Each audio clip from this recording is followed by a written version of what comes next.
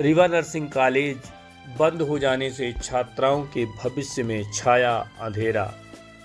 अधिकारियों के दरवाजों पर छात्राएं दे रही दस्तक। स्वास्थ्य मंत्री के शहर में नर्सिंग कॉलेज की छात्राओं का दर्द छलक रहा है। श्याम शाह मेडिकल कॉलेज प्रबंधन ने भी इस मामले में पूरी तरह से चुप्पी साध रखी है।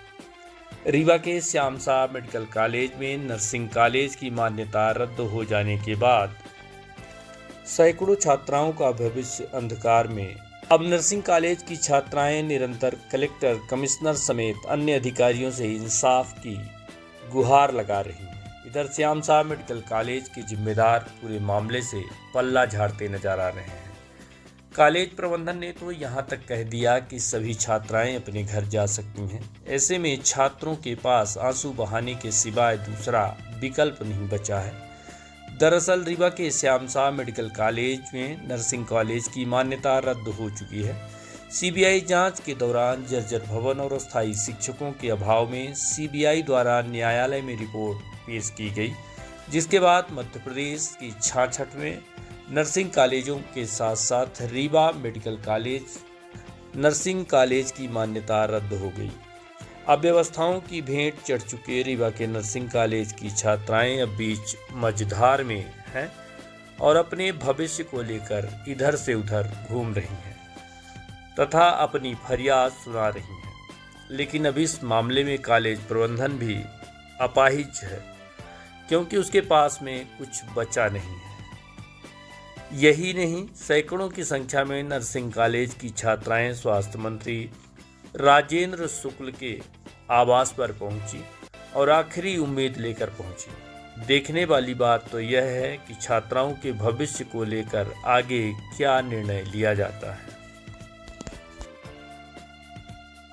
मैं nursing college BSc nursing second year की स्टूडेंट हूँ।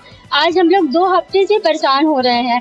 कलेक्टर ऑफिस, यहाँ मजिस्ट्रेट के ऑफिस के सामने जा करके, उसके बाद कमिश्नर ऑफिस के सामने जाके डीन सर के साथ घेराव करके हमको डेट पीरियड दिए जा रहे हैं। इनको कोई फर्क नहीं पड़ रहा है कि हम लोग क्या कर रहे हैं, जी रहे हैं कि मर रहे हैं। बात ये है कि हमारी कॉलेज जो है वनसेटिबल की लिस्ट में आ गई है, जिसमें सरकार का दोष है क्योंकि उनके पास बिल्डिंग में जो भी प्रॉब्लम है, इसमें हमारे बच्चों का कोई दोष नहीं है।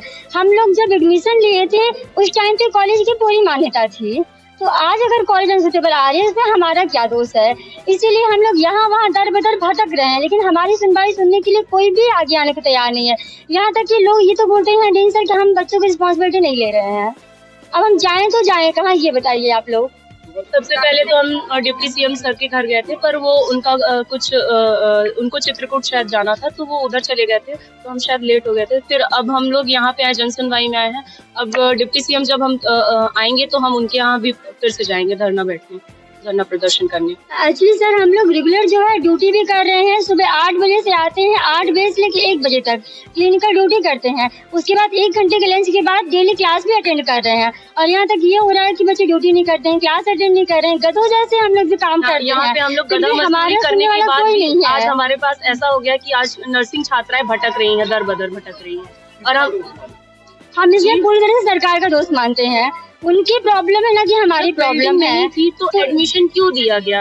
और जब इतने लोगों को एडमिशन दिया गया तो उनको बिल्डिंग बनवानी चाहिए थी। और पहली बात तो सर हमारे एडमिशन ही गलत तरीके से हुआ है, क्योंकि जब हमारा एडमिशन हुआ तो जो हमारा अलॉटमेंट आया है उसमें श्याम शाह मेडिकल कॉलेज के नाम से आया है, नर्सिंग कॉलेज, न कि जीएमएच के नाम से। यहाँ आने के बाद हमको पता चला है कि जीएमएच हमारी दूसरी है। जब रीवा ये गवर्नमेंट कॉलेज की मान्यता थी तभी तो हमको चॉइस हमने अपनी मर्जी से नहीं चॉइस भरी थी, ये हमको वहां से मिली है रीवा। तो ये सिर्फ और सिर्फ ये गवर्नमेंट की गलती है, प्रशासन की गलती है। हमें हमारे एग्जाम कराए, हमें जो बॉन्ड में लिखा था कि हमें जॉब मिलेगी, तो हमारी जॉब भी हमें दिलाएं।